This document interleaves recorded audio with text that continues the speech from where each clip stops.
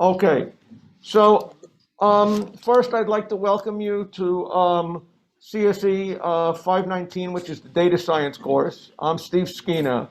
And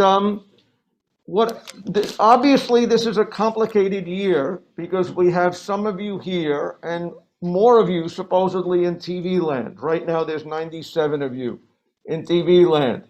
I'm going to need people to pay, especially if you're in TV land. It is helpful to me if you turn on a camera. It is helpful to me if you let me know if there's any technical problems, okay? Because I'm not going to be able to, and let me know aggressively because I'm not going to know that, okay? First of all, one of our TAs is Tanzir. Everybody give a round of applause to Tanzir. He is going to be the TA who's going to be here every class riding shotgun. He's going to be monitoring the Zoom. If there are questions in there that I don't get to because people are or ignore because they're in chat, or if there's a problem, he is going to alert me. Okay, so that's kind of that's important. Okay, the other TA we have here is Adi. Okay, give him a round of applause. Now, there are a lot of you, and there are very few TAs, okay? So we're going to need you to treat them with courtesy and respect during the semester. We'll talk about that a little bit later. But for now, I'm assuming everything is good. I'm going to start doing my slides. Okay, thank you. I'm going to start doing my slides. But what I need is the people in TV land, again, to be aggressive. If the video doesn't work, the audio doesn't work, you don't feel I'm paying attention to you guys, okay? Because unless you are, basically, I'm not going to know what's going on. Okay, any questions about that? And you guys are allowed to politely in TV land. If I ask, are there any questions, you're allowed to start speaking, okay? If nobody else is speaking then, okay? So I do want to have that kind of interaction.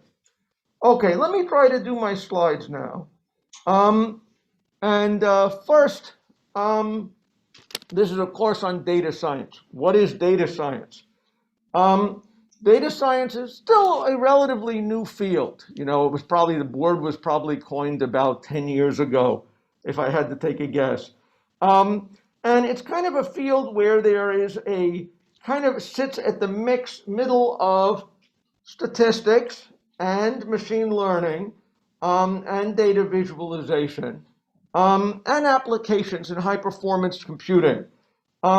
We live in a world where there is more data that is being collected now than ever before. We live in a world where there's enough processing to be able to deal with it, okay, in interesting ways. And there's ways of thinking about data. Statisticians have thought about data for a long time, but they have typically talked about relatively small data sets. When you have very, very big data, the world changes. And that's kind of what's led to this data science revolution. Again, why today? Why is data science popular? Again, it is unfortunately very popular. Unfortunately, because the class is so large, okay? Again, a lot of it is technology based, that now, anything on the internet can be monitored, okay? Anything in the world can have a sensor on it. And so there's a lot more data than there ever was. There's also been a lot of, I'll say, news advances. Data science has over the years become kind of hit the popular press in many ways. If you know about hedge funds, one thing about Stony Brook that new people may not know is one of the world's great hedge funds is based in Stony Brook, a company called Renaissance Technologies, which was founded by a math professor at Stony Brook, Jim Simons.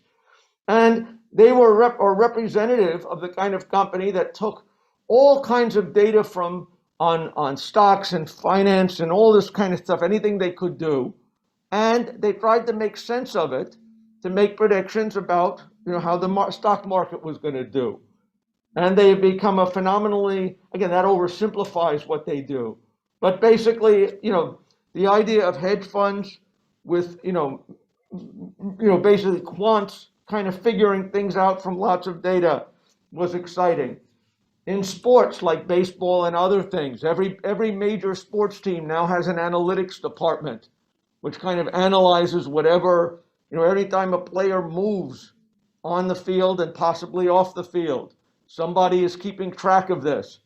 And they can now know, does the player look like they're getting slower? Does the player look tired? Does, how often are they near where the scoring is happening? And the net result, this has changed a lot the way teams with good analytics departments often do better than the teams with the bad analytics departments. And all of this has kind of become part of popular culture these days.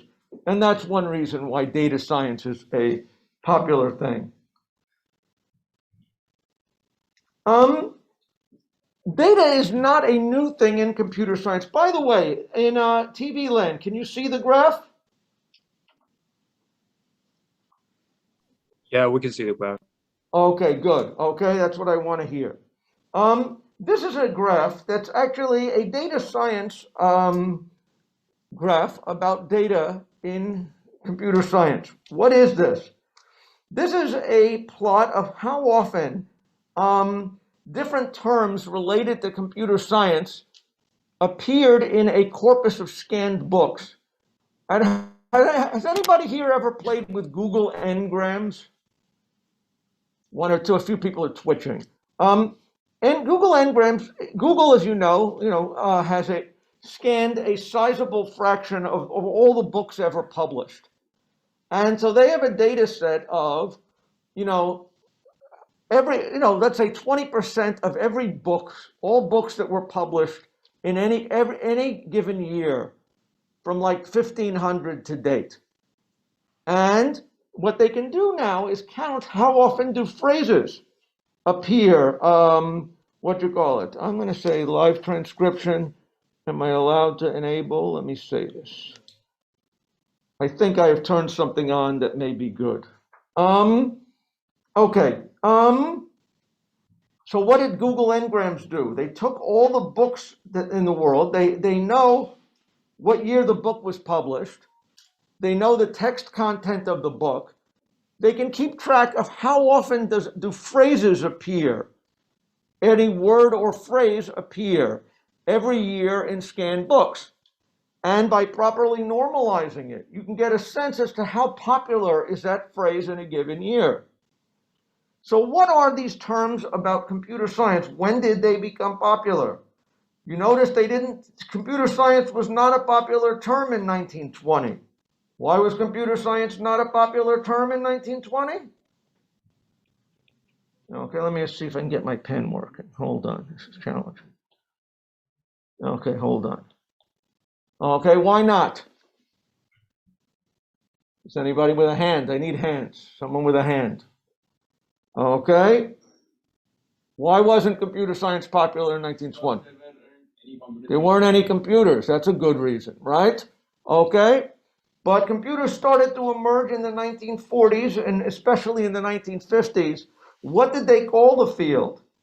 It turns out that the early computing field was called data processing. Okay, back then, if you look at old movies with magnetic tape spinning around and guys with suits working for IBM, those people were doing data processing. This is counting how much did data processing appear as a term versus computer science versus information technology versus data science. Data science, as you see, is a brand new term, so no one actually used it, okay, until extremely recently. But data processing was used for a long time because data was important. We may have lost sight of that a little bit when computer science developed and it was an algorithmic, obviously more of an algorithmic kind of field. Yes? Somebody on the chat said that the text on the slides are a bit blurry on the Zoom meeting. And yeah, to be honest, I cannot also see the text in the meeting. Okay, so you're telling me that the camera is blurry. I think the text are really Okay, I'm not going to worry, keep me informed about this, but let's try, when I try my usual slides. First of all my slides are on the web. So if you go to the course webpage and you want to really see what it says, go to the course webpage and look on that. And that's not going to be blurry. Second, I hope that when I get to the big parts, the real parts of my slides, they're going to be clear. But that's exactly what I need to know about from people over in TV land. Okay? Anyway, what does this show? It shows how, again, by doing a big data analysis, all text in all books, and properly normalizing it and visualizing it, you get to see very, very interesting things. And that's what's excited about n-grams. Any questions about n-grams? How they work? Okay. The textbook in this course, okay, and now I start to get to a little bit more into the mechanics of this course. The the textbook of this course is the Data Science Design Manual, which I think is a very good book, okay? Why do I think it's a good book? It's because I wrote the book, okay? And I am not alone in people thinking this is a good book. How many people have seen my algorithms book? Are there any people here who have seen my algorithms book? Okay, some of you. My algorithms book is quite popular. But if you look at the percentages of what grades people give the book, people give the data science book actually better grades than the algorithms book. Okay, so I do encourage people to get the textbook. I encourage people to read the textbook. Okay, and obviously my coverage is my lectures are based pretty closely on what this is about. Okay, so I do encourage you to look at that. This is the required book.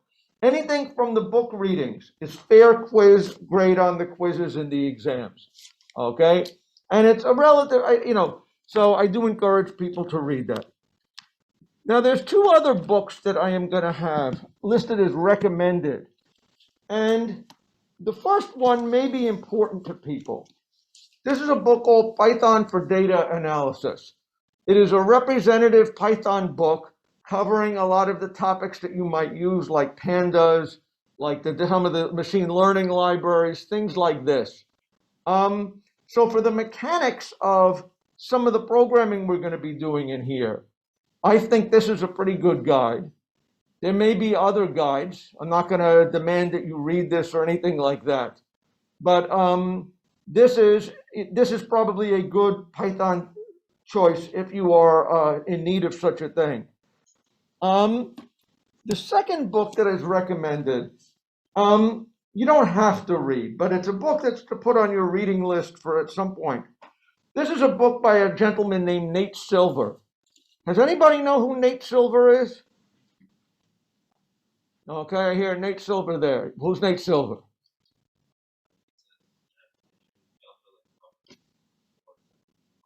Right, he has a blog called 538, or a website, I guess you call it, called 538. He got his fame by doing political election analysis. We had a presidential election here, and everyone was worried, oh my God, who's going to win, who's ahead, who's not. You get all these polls, they say all kinds of different things. He made his reputation by analyzing poll data to figure out what it really meant, and gave and so he does what I think is pretty intelligent data analysis of things.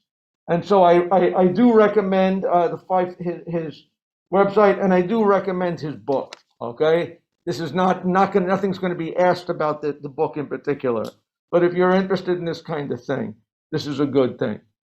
Any questions? Okay, any questions on TV land? Okay, good. Let's keep going.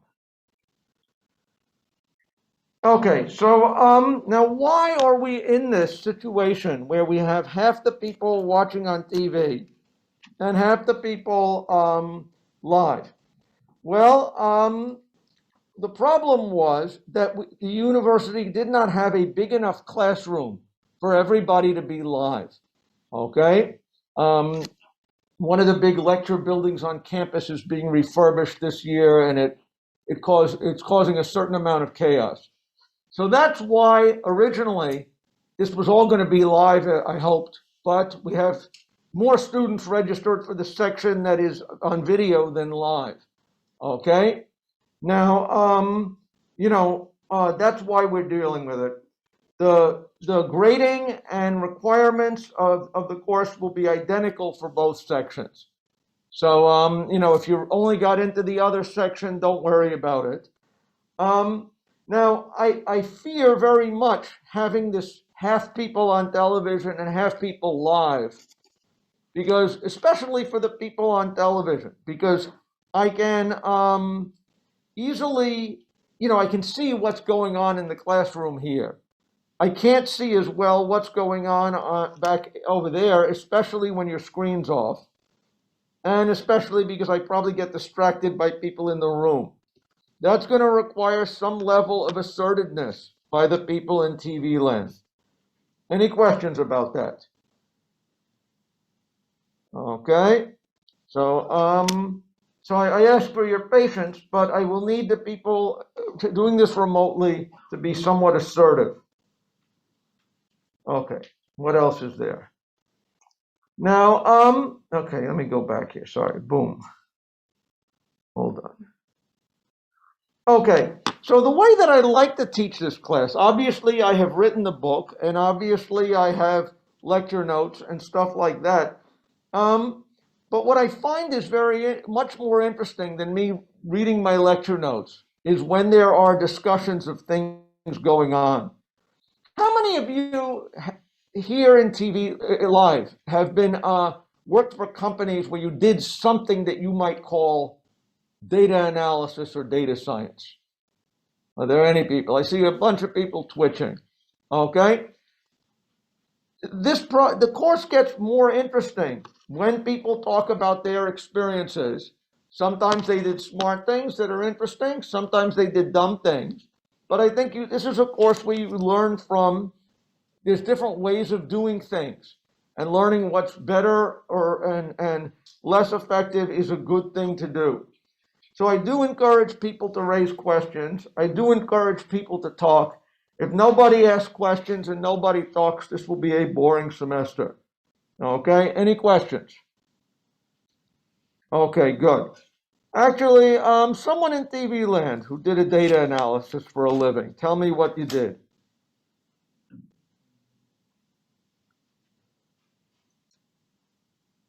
Okay, I know someone here did. Tell me what it is. Speak into your microphone.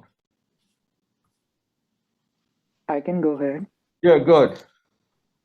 So basically, my company used to provide the pop-up ads, using recommendation system. So every day, the company used to get tons of clicks. Everyone who has visited any website, what they are looking for, their browsing history, cookies, and cache. And the company was supposed to go through all this data, which was around 2 billion bids per day, to give you a meaningful recommendation ad for the next day. Okay, that's interesting. Okay, now out of curiosity, in the room, how many people could hear that question? Not in the back. What about in the front? Okay, so that's good. That gives an advantage to the people in TV land. There are a lot of advantages to the people here live. But again, he was working for a web company doing click analysis to recommend ads. And that was a classic thing. So I will know to repeat questions. And if I don't repeat questions, you guys got to keep me honest. Okay? Fair enough. Now, as far as recordings go, there will be recordings of this class in Blackboard. That will hopefully be what you're seeing now. Maybe without some network problems, if there are some network problems. That recording I will hopefully put on YouTube. Last year, we had recordings. It was an all Zoom class. I put my recordings on my YouTube channel. And if for some reason you want to look at that, the material is going to be basically the same. The assignments and projects will be different. But that may also be a resource some people have, although I hope the live thing will work out. Okay. Any questions? Now, I believe that live, unfortunately, this is a little slow, so hold on. Sorry about that. I personally think that attending a class live is much better than doing it on video. Okay? I think many people will agree with that, but not all people. In past years, I had a room of 250 people, and the first week they were all there. And then after a while, they said 9:30 in the morning, I have to get out of bed. Maybe bed's feeling better. Maybe I can watch it on the remote Zoom. Okay, and my class counts would dwindle, which was unfortunate. What I will say is that for the people in TV land, I expect that these people who are here in my room now, many of them are going to get tired. Many of them are going to get lazy, and they are going to stop coming. And as far as I'm concerned, anyone from TV land should be able to sit in here as well. Now, the big complication is the COVID thing. Under normal conditions, what I was hoping to do was say, you guys fight it out, okay? First people to get the chair, get it. The trouble with that, I feared, was I don't want 200 people converging on the room now and creating a super spreading event or something like that. So what I'm going to do is Tanzir is going to send out every day a weather report of how many people are in the room and when the room filled, okay? And then, in about 2 weeks, okay, I'm going to start to encourage people who are brave enough in TV land that want to come in, see if you can beat these people to their seat, okay? And we'll see. I don't want it to be the case that we have people sitting in the chairs, because that's not going to, people sitting on the floor, okay? But I do believe we will be able to, within a small number of weeks, accommodate anybody who really wants to be there. Actually, quick question. I'm going to turn my back so I don't see this. Tanzir, you count. How many people who are here right now imagine that they're going to really want to watch it on TV instead of being live? Raise your hand if you think you're going to disappear in a couple classes. Okay, Tanzir, how many people are raising hands? None. Okay, but we'll see about that. Okay. Any questions? If you are here, I do need to see people wearing masks. So far, I see people wearing masks. Masks have to cover the nose and they have to cover the mouth. Okay. Any questions about that? I was hoping to find some people with bad masking, or I was going to point out when shame. Okay, so a little twitching, but okay, keep doing, mask up properly, and that'll be fine. Any questions? Okay. Any questions in TV land? Okay, good. Now, there are a few people in TV land who may be stuck someplace because of a visa or something else. Actually, if you are in TV land remotely meaning outside of the greater Stony Brook area, outside of Long Island, okay? Send me mail just so I know who you are, okay? And again, if there are people who are really in weird parts of the world, I'm going to suggest that you should pick a partner for your project who's also in a weird part of the world, so you guys can interact at the same time zone. We're going to have a final exam. That's got to be done live in sync for everybody, regardless of where you are, regardless of what time it is where you are. And otherwise, I would need people, everybody, there's going to be a time when the assignments and quizzes are due. That is the deadline. You've got to hit the same deadline as everybody else. Any questions? Good. Hold on. Okay, sorry. What other things did I want to talk about? Okay, another mechanical thing is that the classroom, the way you're turning in assignments is with Google Classroom. So I want everybody to sign on to the Google Classroom account. You need a code for that. That code should be available on Piazza. It should be available on Blackboard. It is definitely available on the syllabus, which you can find on the course page. I believe the code is 6DXNWPD. Okay? I need everybody to register and join Google Classroom, because that's where you're going to be turning in your daily quizzes. Before every class, we have a little daily quiz just to remind people, to keep people into the class and sort of in sync. So before next class, you have to answer go on to Google Classroom and take the quiz for Thursday.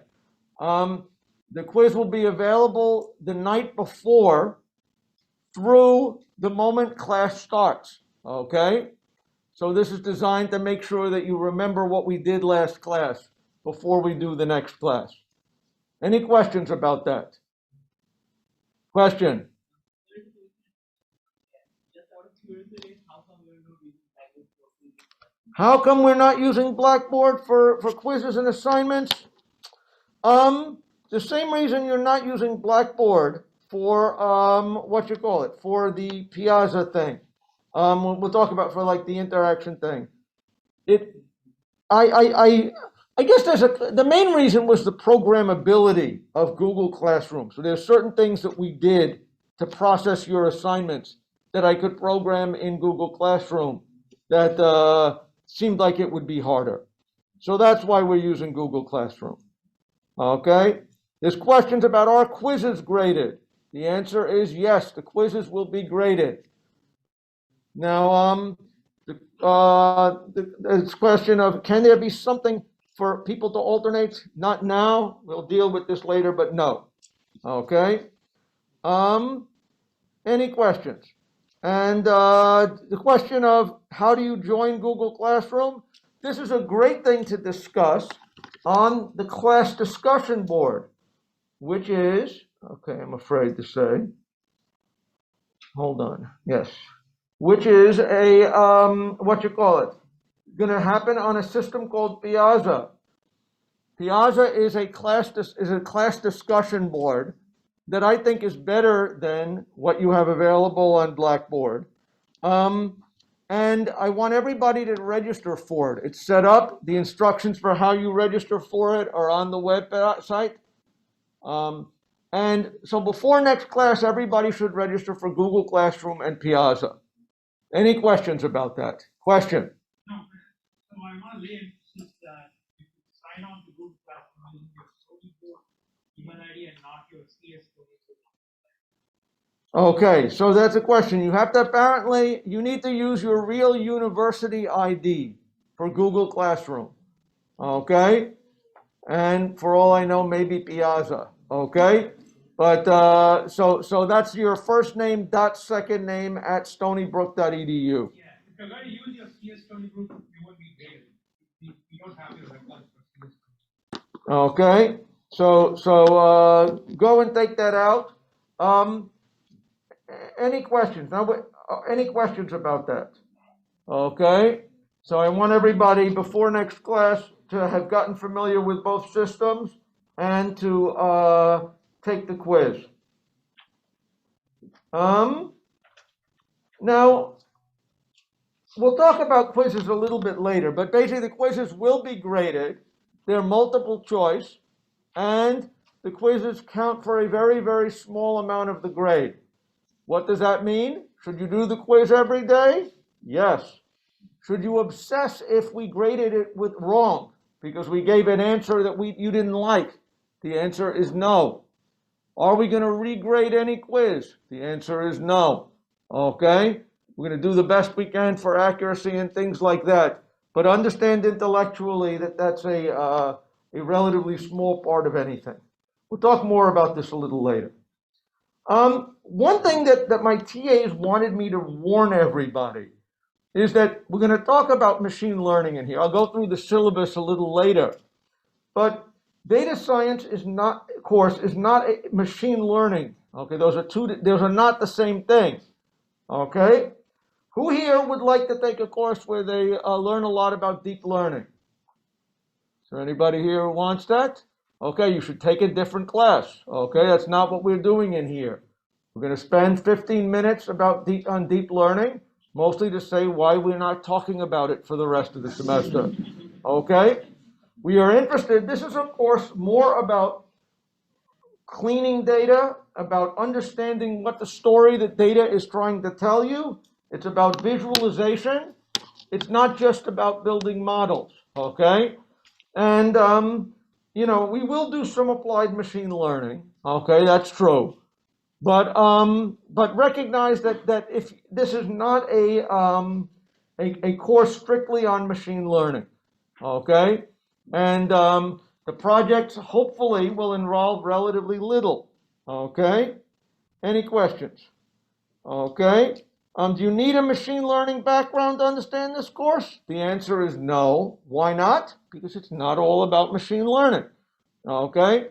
You don't really need that much of a background in anything, I guess, other than ideally you would have had some statistics as an undergrad. Ideally, you have enough programming sophistication. We're not going to teach you Python or anything like that really here. You got to be able to pick that kind of stuff up on your own, okay? But, but that's the story, okay? Any questions? Okay. Let me see if this is going to work. Good. Okay, so what are we going to talk about here? The first week is going to be kind of administrative introductory material. Again, this is the syllabus. The syllabus is on the website if you can't see that in TV land. Okay? Actually, my last couple of slides, the writing I had, was that readable in TV land? Were people having no problems with that? Okay, good. Okay, so now what are we going to talk about? We'll then talk about some of the mathematical preliminaries associated with data science. Things like understanding what correlation means. How do you compute it? What does correlation mean? What does it not mean? There are then going to be, I will confess, 2 lectures taught by my graduate students, okay, where there's going to be a hands-on demonstrations of certain Python programming techniques and libraries and things like that. So my presumption is you will be able to teach yourself, but there is some question like how do you use pandas? How do you use certain libraries? Some tricks of the trade, and they will be covered on 2 lectures when I'm going to have to be out of town on September 7th and 16th. Getting back to the other material, we'll be talking a lot about how do you build data sets. Okay, one thing that separates data science from machine learning is the process of getting and cleaning data. In classical machine learning, you expect to have maybe a data set in a particular format, and you're going to bang on it. Actually building a data set and making sure that it's meaningful and that you remove artifacts from it. This is an important part of life, and that's one of the things we'll talk about on cleaning. After that, we're going to have a couple of lectures on on scores and rankings, okay? Often you might want to try to take the elements of your customers and figure out who's your best customer and who's your worst customer, okay? How good a student are each of you? In fact, if you think about it, I'm going to have to give grades. I'm going to be analyzing all the data from the semester and coming up with a score on you. What are good practices and bad practices on that?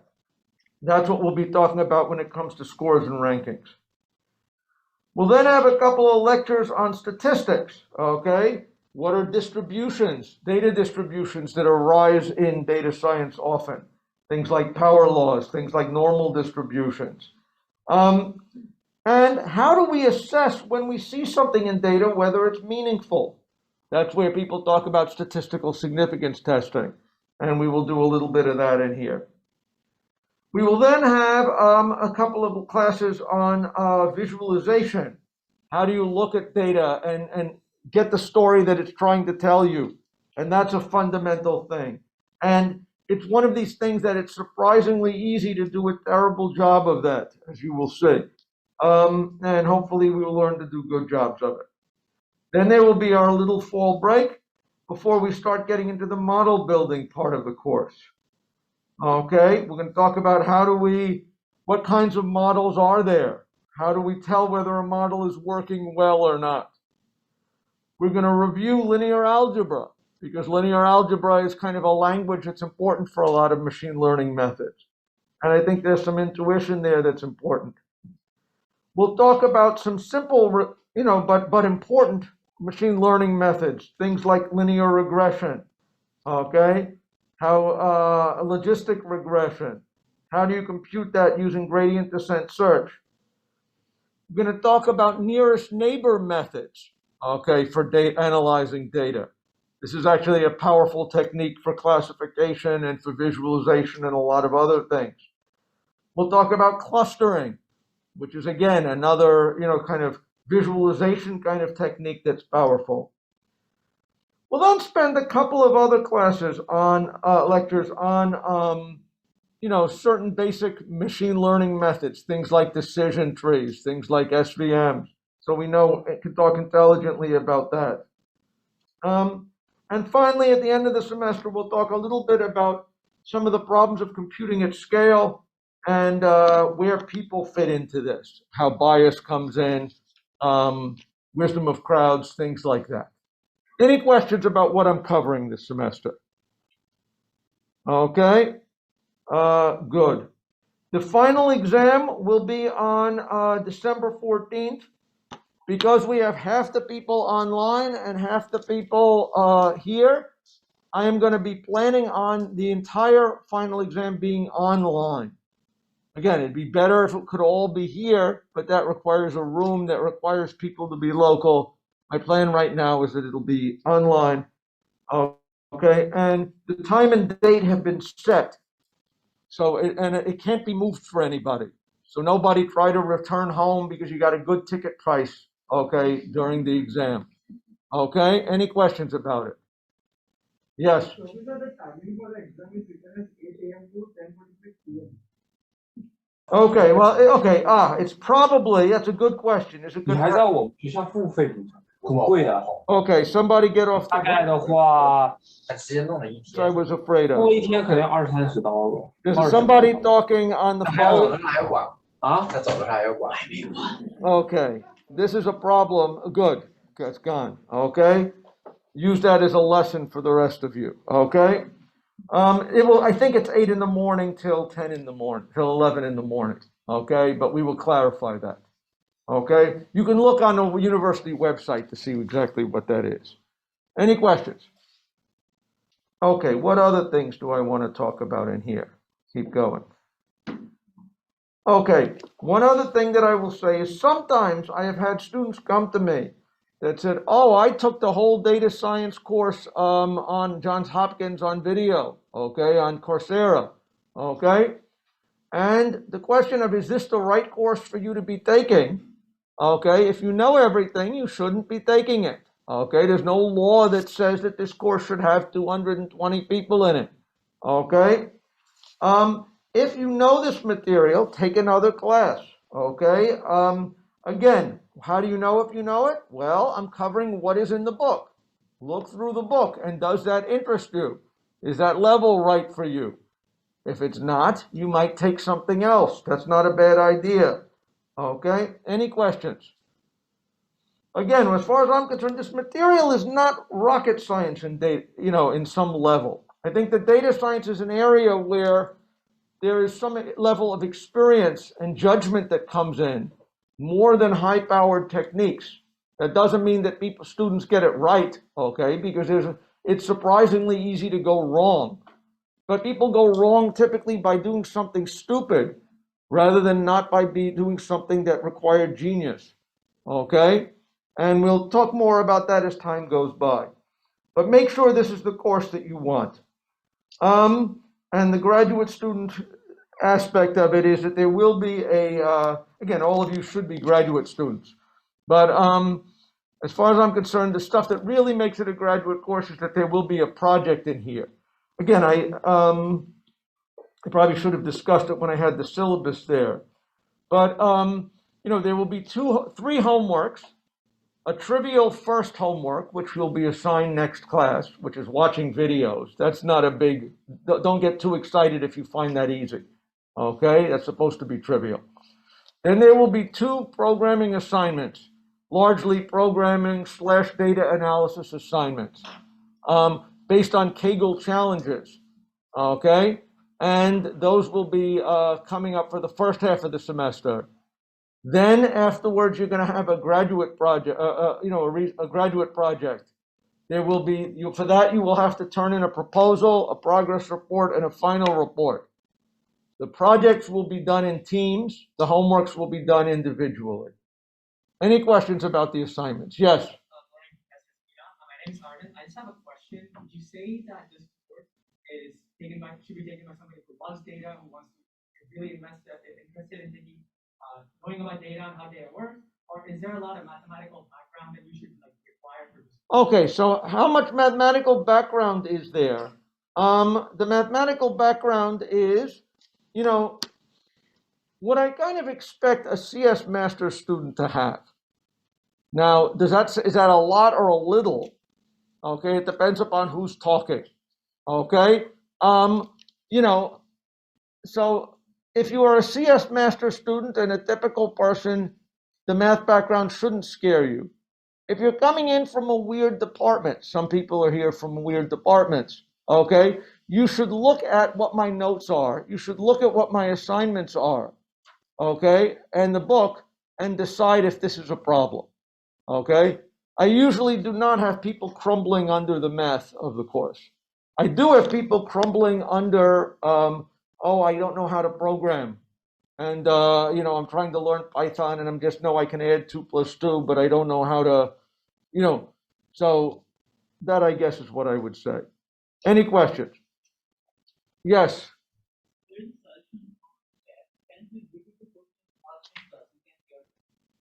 Can what? They cannot hear the questions the students are asking. So they do not know the question. Okay, so I should try to repeat the questions. Okay, the question before was about whether or not, how much math did you need? That's basically what you want me to do, is to repeat the questions, right? Okay, I will try to do that. This question on the television about team size. Your project should be typically 2 to 3 students on a project team. Okay, any questions? Okay, now when I talk and give lectures, I like to ad lib. I like it when there are discussions. I like to make things fun, and I like to tell jokes and things like that. I always live in some fear that I'm going to say something stupid and offend somebody. This is not done intentionally, okay? And I'm especially afraid of, with the interactions online, there's less bandwidth. There's less my ability to communicate with you. I'm wearing a mask. You can't tell when I'm smiling, all these kinds of things. So basically, I want everybody to feel comfortable in here. If anything I say upsets somebody, okay, I don't like the way you covered this, gradient, stochastic gradient descent. You should have had it more mathematical. That's not what I mean. But if I'm saying something that upsets somebody, come by and talk to me. I will apologize, and I will try to make sure I understand this so it doesn't happen again. Any questions about that? I haven't had problems really in the past, but I'm always afraid of something. Okay, any questions? Yes. Do you get any computing resources? Okay, the answer is no. Okay, so or at least I don't believe so. Now there are some computing resources on campus. There is a university computer called Seawolf that is a kind of the big campus computing facility. Some projects conceivably could use that, but I don't intend to give you accounts on anything. Okay, you can scramble for yourself, but I don't intend to do that. Yes. So some people, Adi is suggesting some people could use Google Colab. Okay. The other thing is I'm kind of assuming everybody's got a laptop these days and computes things on them. So you'll have to figure that out. You know, I don't try to make people do really heroic computations for the homework, okay? But on the other hand, sometimes there are issues, so you may have to scramble. And if you have a very, very underpowered laptop or something like that, perhaps there are problems that you may have, okay? And you'll have to try to figure it out. Any questions? Okay, let me move on.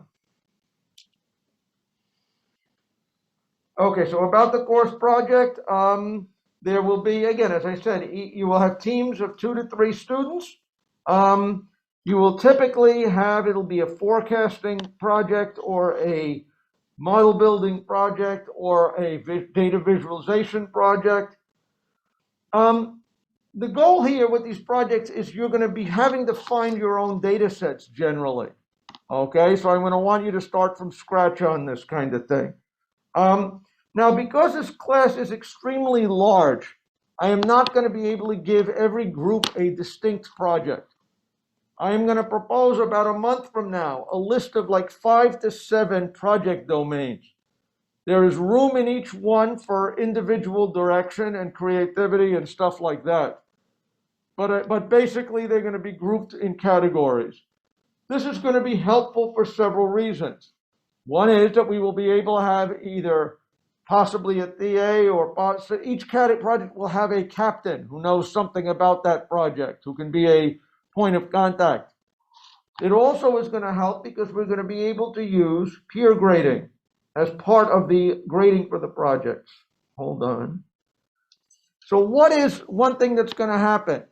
When you guys are going to have to turn in a project. Oh, sorry about that.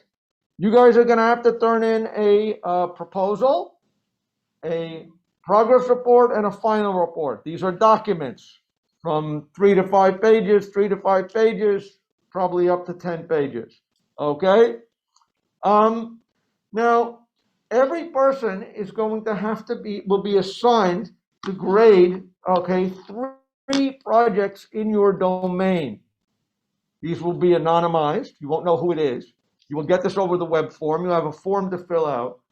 And basically, the TAs and professor will grade the projects, and there will be peer grading scores. And these will be combined to give the final, the actual grades.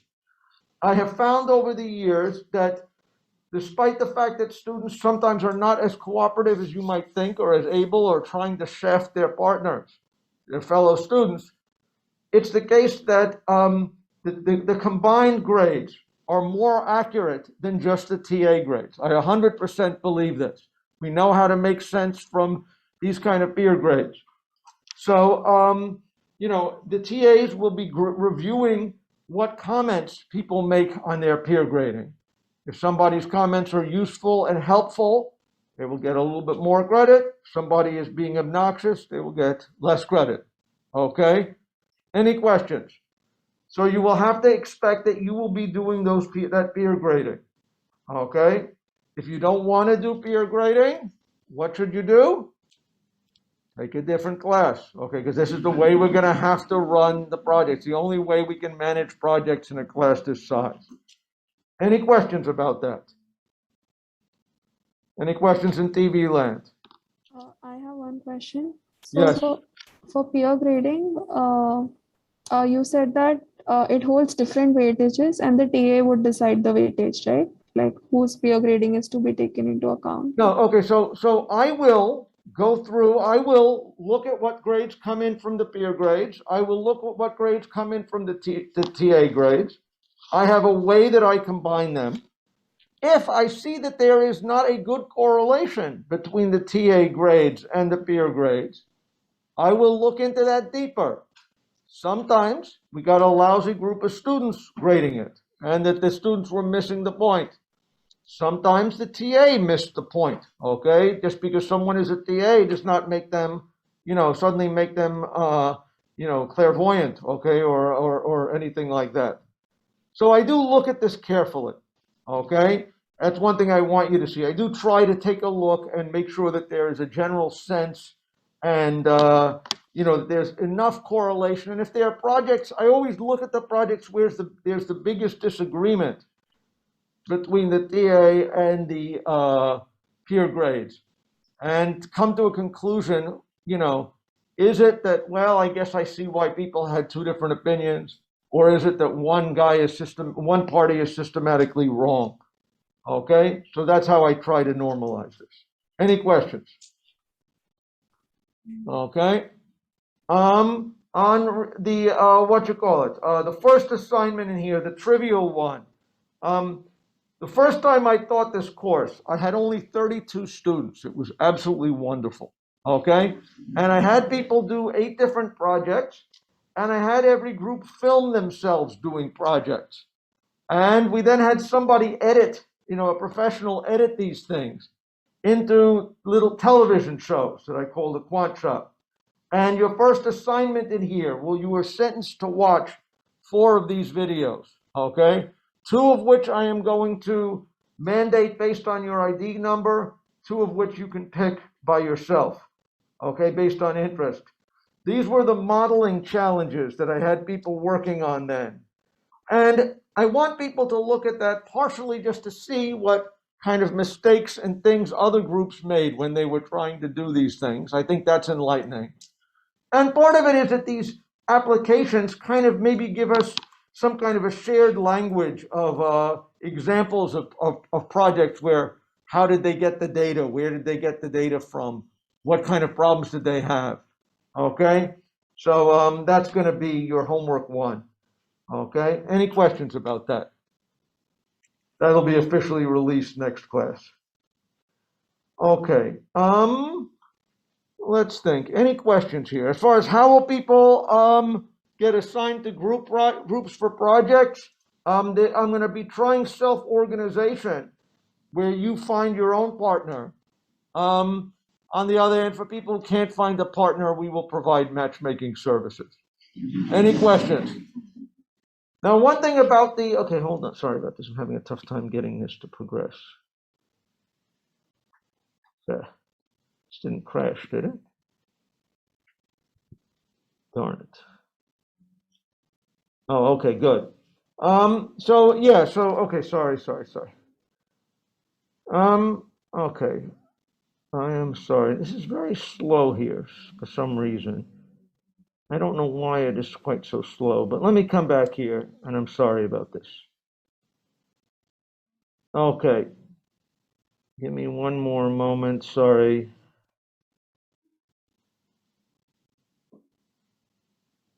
Okay, sorry. Okay, let's start here. Okay, so for the project teams, it's important that the project teams are, I will be asking every member of every team privately to grade the other members of your group as to what percentage of the project did they do. Sometimes you work with a partner and the partner does all the work and you coast, okay? And you feel pretty good about that if the grade's divided equally.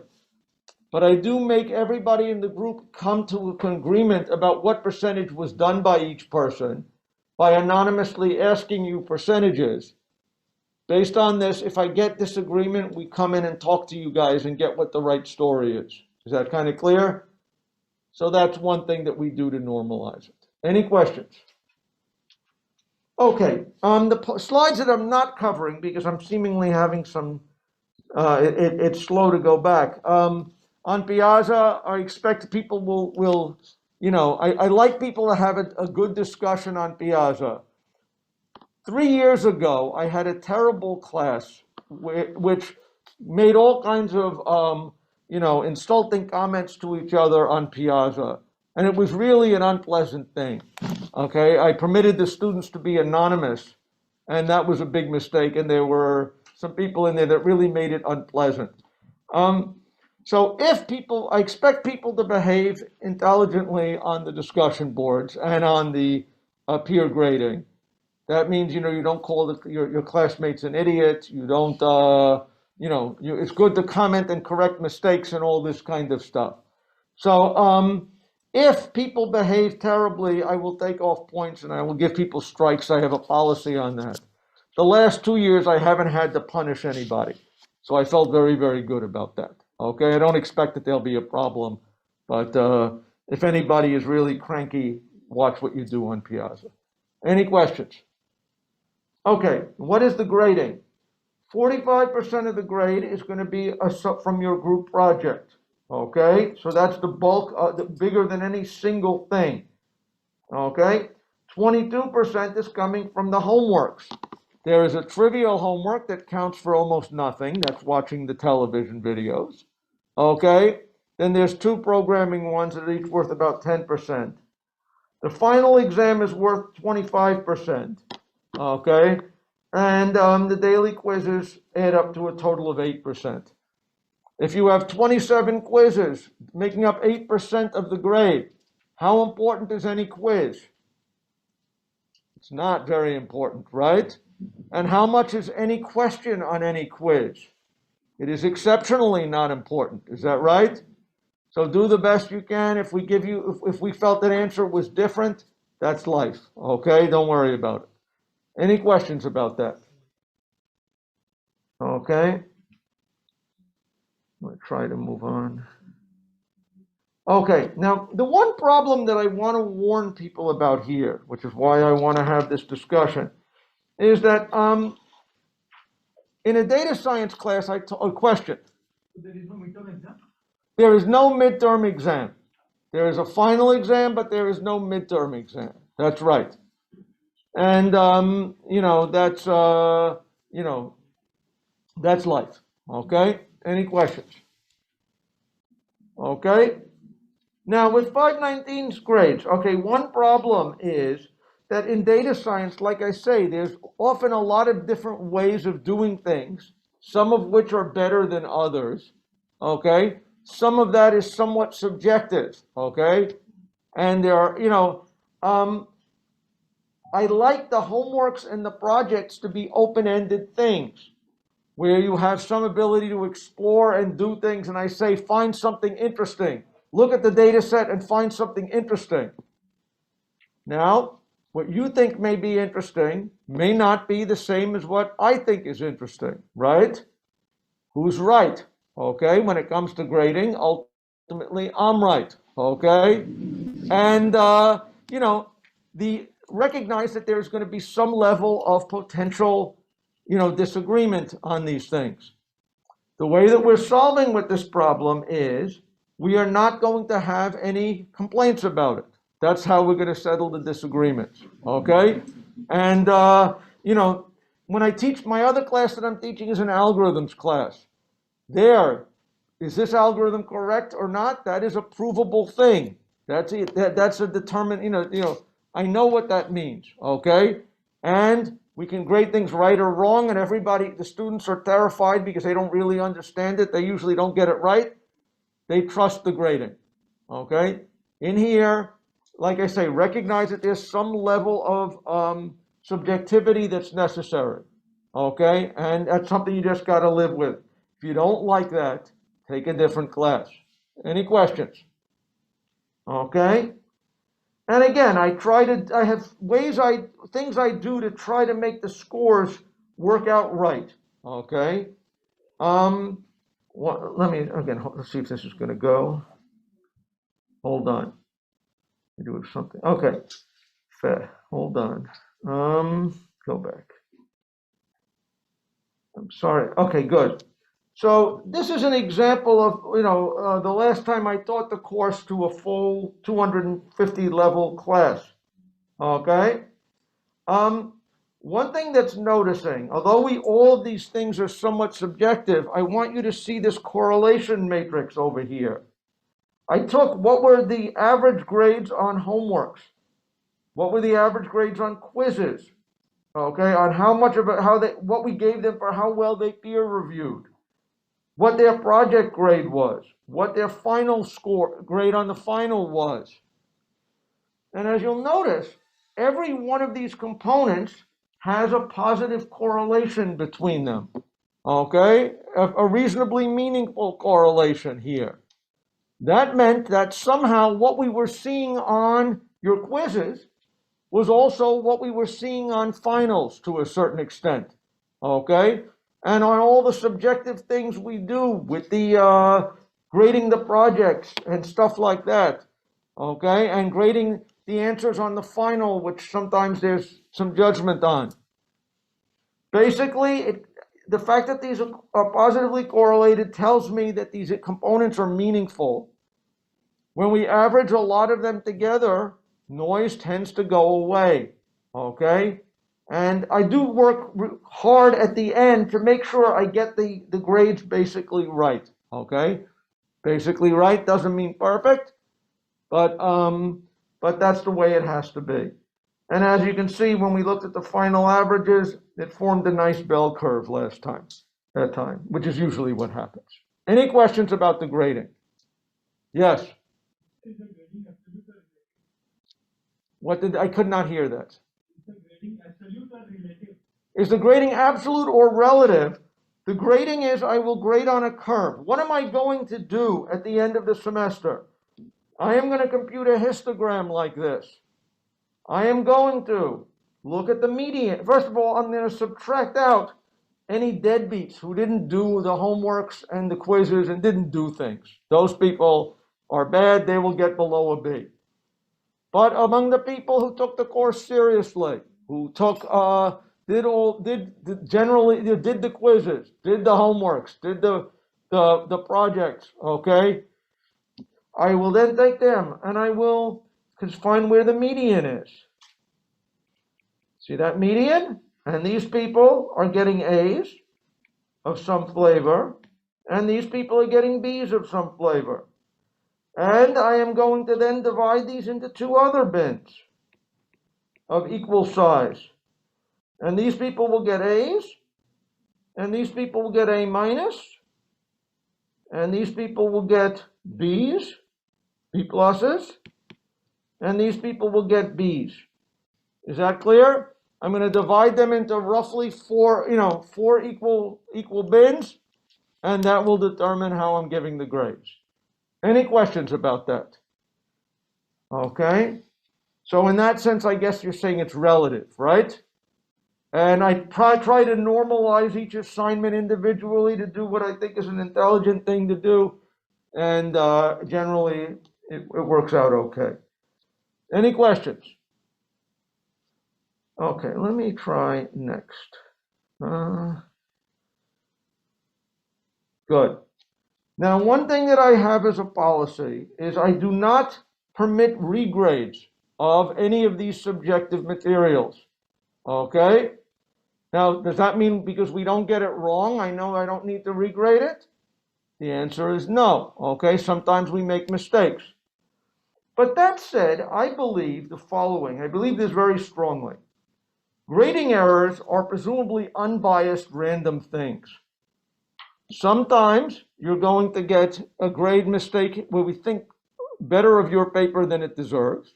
Sometimes we will think and make a mistake and it will be less well than it deserved. In general, over the course of a semester, over many things, presumably these should cancel out. Okay? If we permit regrades, if there are certain people who are yelling and demanding, I need more points on every assignment, these people's scores are going to get, they don't tend to complain about the ones where they got too many points. They complain about the ones they got too few points. And that causes that group to be biased. They get unfortunately, their average is lifted. Okay? And to make sure that there's not a thing like this, so that we're not rewarding aggression, we are not going to have regrades on any of the project parts or the quizzes or any of the homeworks. Okay, any questions or the exam? You're allowed to look at your final exam, but that's, generally we don't regrade these things. Any questions about it? If you don't like this, if you want to complain about the grade, what should you do? Take a different class, okay? That's important. Again, I do spend a lot of time at the end trying to make sure that I've eliminated problems from the grade, artifacts from how we do this, and that so I do try to take this seriously. But this is one thing that I don't want people harassing the TAs okay, for points. And if they do, they've been told that they will report back to me, okay, about that. Any questions about that? Okay, that's important. Let me see if there's any way to, I'm gonna have to figure out why this is progressing so slowly. And I still don't understand. Okay, that's what I basically said. No complaints. Anybody, we will not have regrades, and anybody who's complaining, I'm gonna wanna know about it and see if I can find a way to punish you. Okay. What else is there? Keep going. I'm sorry about this. I don't know why this is suddenly so slow. Okay. There's also, again, no extensions on things, okay? That actually my policy, again, unfortunately, if you read it, what you call it? Unless there is some kind of hospitalization or family emergency, okay? Where there's issues of 2 weeks or more absence, okay? I'm not going to be giving extensions on anything, okay? Any questions? Unfortunately, in a class this big, there will probably be 1 or 2 people who fall into that problem. Okay? Any questions?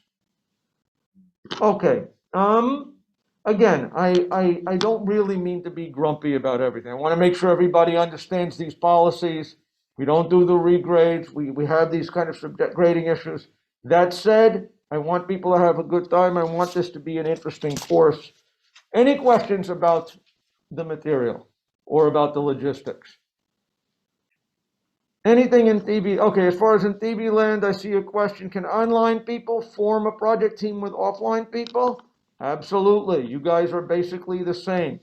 Okay? They're going to be graded the same. They're going to be mixed together. So yes, you guys can do that. Okay? Any other questions or comments? Let me just go through again. I encourage you to read the syllabus, which is online. And I have maybe a couple of other things on there that I just want to take a quick look to make sure I've covered everything on the syllabus. I think I've done most of that. I guess the legal disclaimers I want to make that, first of all, I expect people to do their work honestly and not cheat and not copy and stuff like that.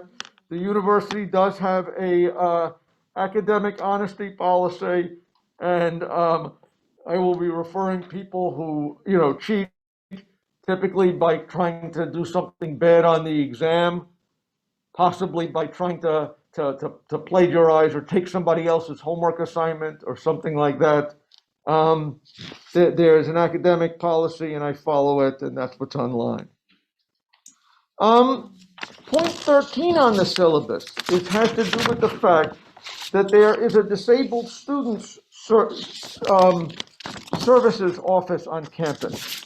Some of you in a class this big, there may have some kind of a disability, okay, and that I may need to know about. It could affect the class performance in here.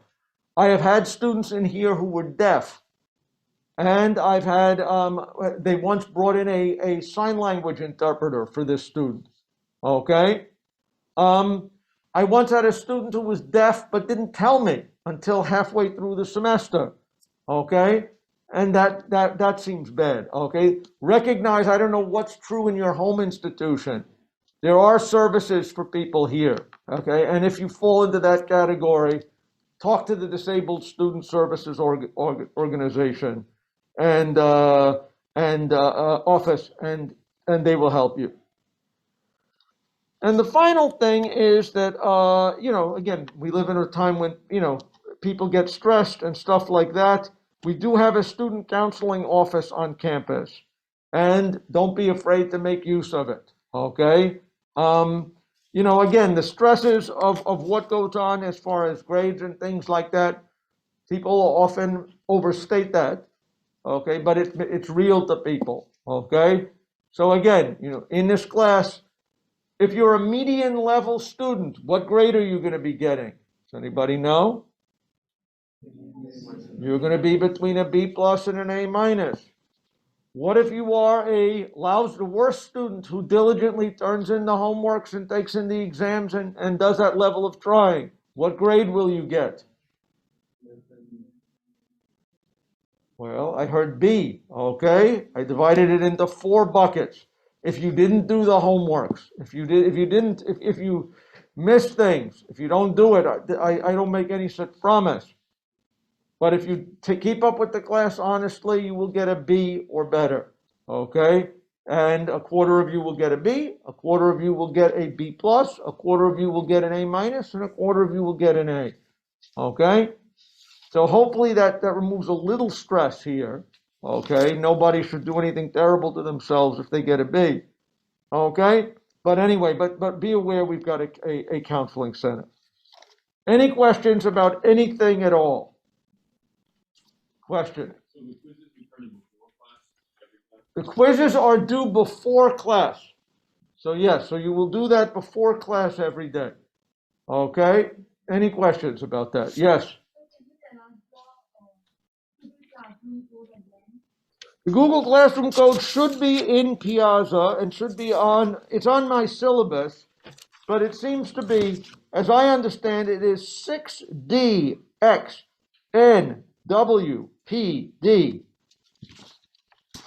Okay? And you're supposed to use your Stony Brook account. Okay? First name dot last name at stonybrook.edu. Any questions? Yes? What software or tools do we use in this class? What software? So we are going to program in Python. We are going to use the kind of Jupyter-like notebooks that people use. Okay? There are different Python environments. Okay? But you will be expected to find one and figure it out. Okay? I think we have a preferred one. When we have the lecture on Python from my students, they'll tell you what their favorite one is. But that's kind of what we're going to be using. In TV land, any questions? How many people in TV land can still hear me? And am I things still good? Okay, fair enough. Okay. Okay, so if that's true, hopefully everything's going to work out. I look forward to the semester. It's good to see people in a classroom. I like this. Next semester class, we'll start with the real material, and I look forward to seeing you all then. Okay, good luck.